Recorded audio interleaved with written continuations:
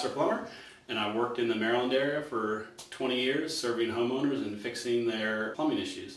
So today we have a shower drain that is slow. So whenever they use it, it'll slowly back up and create a pool of water while they're showering. Not really that fun, so we're going to go ahead and test it and kind of confirm the findings, and then we're going to snake it and clear the drain and show you how to do that. We're going to go ahead and turn the shower on and see how clogged this drain is. So the drain isn't actively backing up right now, but the homeowner's complaint is like intermittent, and they're always trying to clean the strainer and putting vinegar and hot water down there to try to push everything out. So it sounds like there's a partial clog, so we're gonna go ahead and clear it so we don't have this issue anymore. So this is what we're gonna use today. This is a pretty light duty drain. Shower drains are usually pretty easy, especially on newer houses. If you have an old house with galvanized pipes, that can be a little different. But here, this is a drain snake from Home Depot. It's about 50 bucks.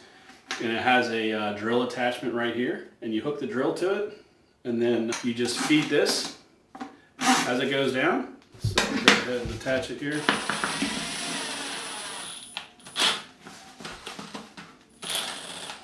Alright, put some gloves on. This drain most likely goes over here and connects to the toilet and the sink somewhere, so we probably only need to run about 8 foot of snake or so. It's about 5 linear feet. We're going to go ahead and run a couple extra to account for turns in the pipes. And we just want to run the snake to where it gets larger, the toilet line, and we know that's all clear. So here we go. And then we're going to feed this in by hand. I'll slow that down a little bit.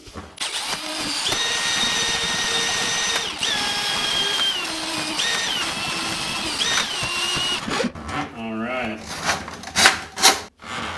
Yeah, it's for small drains, like vanities, showers, tubs.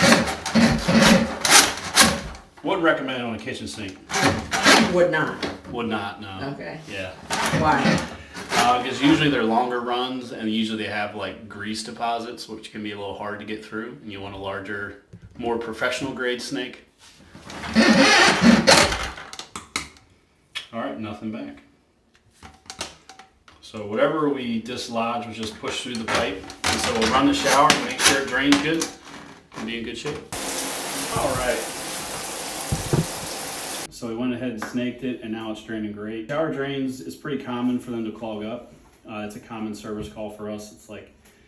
It's usually like women's hair is like one of the most common things. It just like goes in there. So if you're kind of careful with that, usually you don't have too many problems with it. But so as you can see here, this drain is maybe about 5 feet or so from the toilet. And so I only ran like 8 foot of snake. You don't want to just keep running the snake endlessly. You only want to try to get that portion of the pipe that's in there, because you don't want a small cable going into a toilet line really far, because sometimes they can, when you have a large toilet line, the snake can actually kind of get caught on itself and you might get it stuck. So you want to be careful.